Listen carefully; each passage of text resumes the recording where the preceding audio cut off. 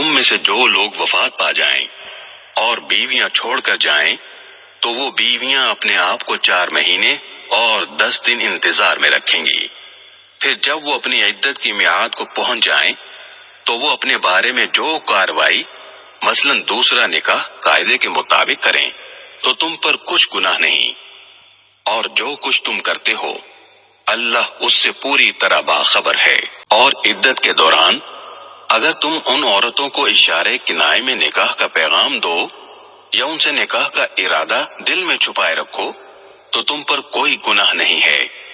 اللہ جانتا ہے کہ تم ان سے نکاح کا خیال تو دل میں لاؤ گے، لیکن ان سے نکاح کا 2 طرفہ وعدہ مت کرنا، الا یہ کہ مناسب طریقے سے کوئی بات کہہ دو، اور نکاح کا عقد پکا کرنے کا اس وقت تک ارادہ بھی مت کرنا جب تک عدت کی مقررہ مدت اپنی میعاد کو نہ پہنچ جائے۔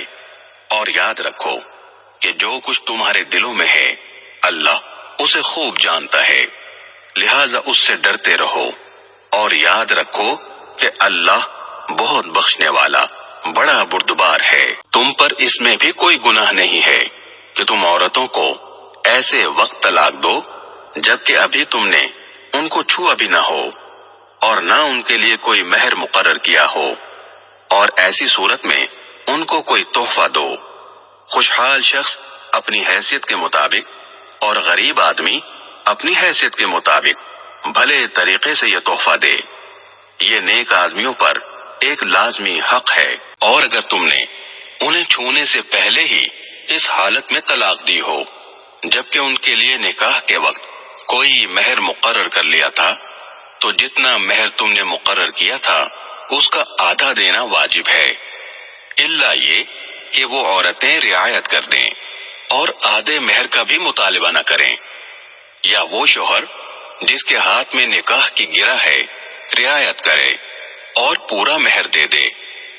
اور اگر تم رعایت کرو تو یہ تقوی کے زیادہ قریب ہے۔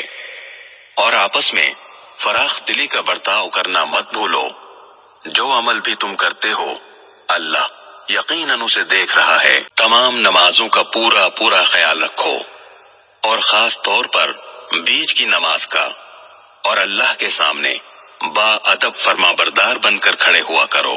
اور اگر تمہیں دشمن کا خوف لاحق ہو تو کھڑے کھڑے یا سوار ہونے کی حالت ہی میں نماز پڑھ لو، پھر جب تم امن کی حالت میں آ جاؤ تو اللہ کا ذکر اس طریقے سے کرو جو اس نے تمہیں سکھایا ہے جس سے تم پہلے ناواقف تھے۔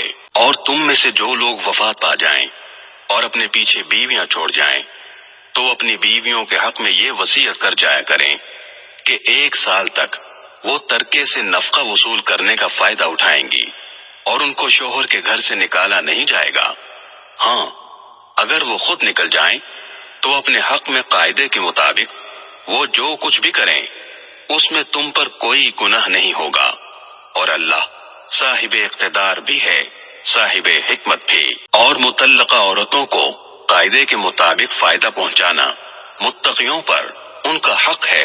اللہ اپنے احکام اسی طرح وضاحت سے تمہارے سامنے بیان کرتا ہے تاکہ تم سمجھداری سے کام لو۔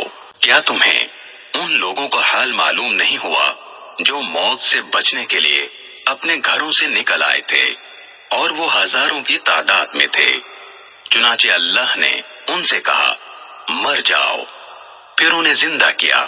حقیقت یہ ہے کہ اللہ لوگوں پر بہت فضل فرمانے والا ہے، لیکن اکثر لوگ شکر ادا نہیں کرتے۔ اور اللہ کے راستے میں جنگ کرو اور یقین رکھو کہ اللہ خوب سننے والا خوب جاننے والا ہے۔ کون ہے جو اللہ کو اچھے طریقے پر قرض دے تاکہ وہ اسے اس کے مفاد میں اتنا بڑھائے چڑھائے کہ وہ بدرجہ زیادہ ہو جائے؟ اور اللہ ہی تنگی پیدا کرتا ہے اور وہی وسعت دیتا ہے، اور اسی کی طرف تم سب کو لوٹایا جائے گا۔ کیا تمہیں موسیٰ کے بعد بنی اسرائیل کے گروہ کے اس واقعے کا علم نہیں ہوا جب انہوں نے اپنے ایک نبی سے کہا تھا کہ ہمارا ایک بادشاہ مقرر کر دیجئے تاکہ اس کے جھنڈے تلے ہم اللہ کے راستے میں جنگ کر سکیں؟ نبی نے کہا کیا تم لوگوں سے یہ بات کچھ بعید ہے کہ جب تم پر جنگ فرض کی جائے تو تم نہ لڑو؟ انہوں نے کہا، بھلا ہمیں کیا ہو جائے گا جو ہم اللہ کے راستے میں جنگ نہ کریں گے، حالانکہ ہمیں اپنے گھروں اور اپنے بچوں کے پاس سے نکال باہر کیا گیا ہے۔ پھر ہوا یہی کہ جب ان پر جنگ فرض کی گئی تو ان میں سے تھوڑے لوگوں کو چھوڑ کر باقی سب پیٹ پھیر گئے، اور اللہ ظالموں کو خوب جانتا ہے۔ اور ان کے نبی نے ان سے کہا کہ اللہ نے تمہارے لیے طالوت کو بادشاہ بنا کر بھیجا ہے۔ کہنے لگے، بھلا اس کو ہم پر بادشاہت کرنے کا حق کہاں سے آ گیا؟ ہم اس کے مقابلے میں بادشاہت کے زیادہ مستحق ہیں، اور اس کو تو مالی وسعت بھی حاصل نہیں۔ نبی نے کہا، اللہ نے ان کو تم پر فضیلت دے کر چنا ہے، اور انہیں علم اور جسم میں تم سے زیادہ وسعت عطا کی ہے، اور اللہ اپنا ملک جس کو چاہتا ہے دیتا ہے، اور اللہ بڑی وسعت اور بڑا علم رکھنے والا ہے۔ اور ان سے ان کے نبی نے یہ بھی کہا کہ طالوت کی بادشاہت کی علامت یہ ہے کہ تمہارے پاس وہ صندوق واپس آ جائے گا جس میں تمہارے پروردگار کی طرف سے سکینت کا سامان ہے، اور موسیٰ اور ہارون نے جو اشیاء چھوڑی تھیں ان میں سے کچھ باقی ماندہ چیزیں ہیں، اسے فرشتے اٹھائے ہوئے لائیں گے۔ اگر تم مومن ہو تو تمہارے لیے اس میں بڑی نشانی ہے۔